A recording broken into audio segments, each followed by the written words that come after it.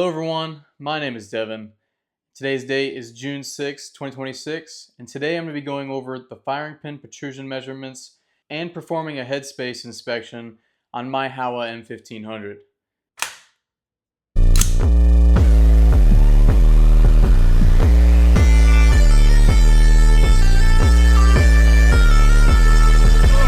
Are you there for 200, sir? For 0 for it all.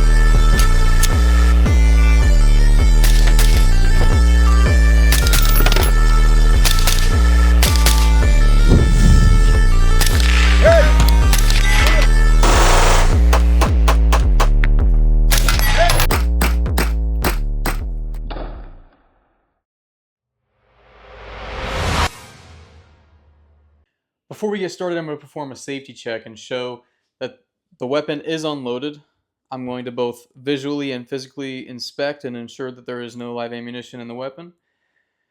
There is also no live ammunition in or around my workspace today. And with that, let's get started. Now to start on this Howa M1500, to remove the bolt, you're going to need to depress this button or lever here on the left hand side in order to get the bolt to clear, as you'll see here.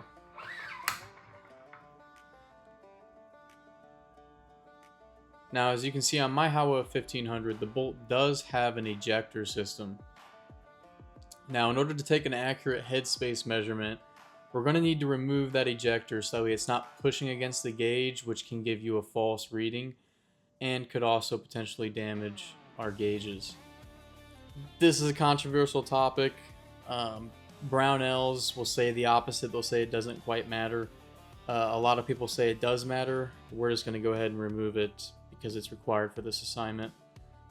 Now, in order to do so, what you'll notice, there's these two pins. One's holding in your extractor claw and the other one's holding in the actual ejector system. On the Howa 1500 specifically, you'll find it's kind of difficult to get these pins knocked out on this bolt. Now, I found on some forum pages that the Howa 1500 specifically, if you look closely at the bolt face like you can see here, one side's going to have the flattened off edge, and that is the side that the factory punches these pins in from. So it'll be a little bit easier if you just push the pins out from the other side, which is what I do here.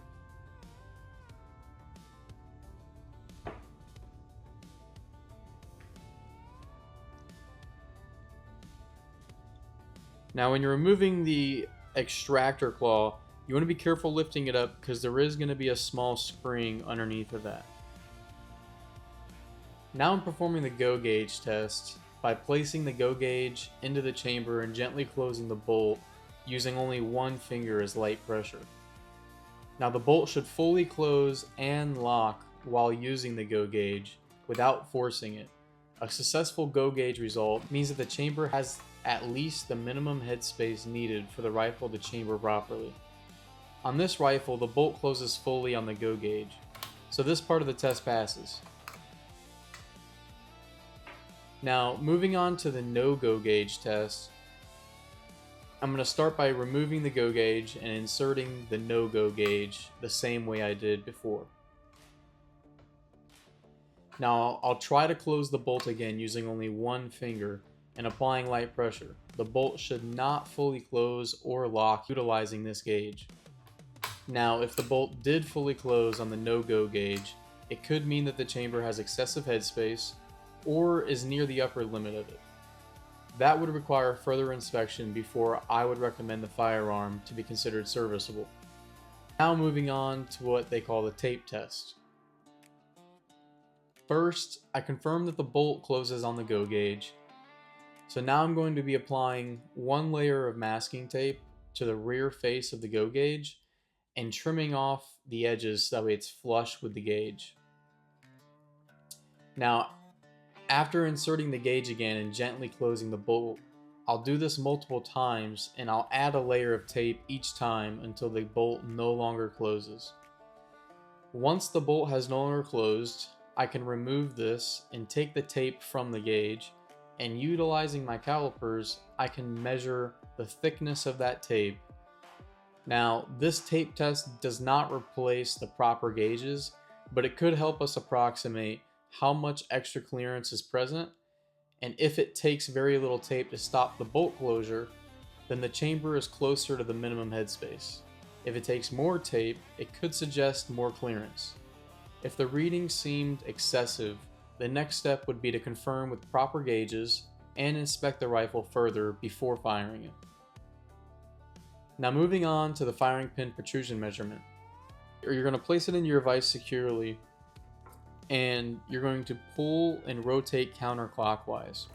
Now you do have to give it a little bit of force, but what you'll notice here is as I turn it counterclockwise, you're going to start to see the firing pin protrude from the face of the bolt. Now to measure the protrusion of the firing pin, once we have it exposed here, is we're going to grab our firing pin protrusion gauge, and we're going to loosen the set screw on it, insert it into the face of the bolt, ensuring that it is flush, and once it's flush, we're going to take our finger and just push against the protrusion on our gauge to ensure that we have an accurate reading. And once we've achieved that, we're just going to tighten down that set screw and remove the gauge. And what we're left with here can be measured using our digital calipers to get our firing pin protrusion. In this case, our firing pin protrusion is 52 thousandths of an inch, which is within the acceptable ratings for a .223 Remington casing.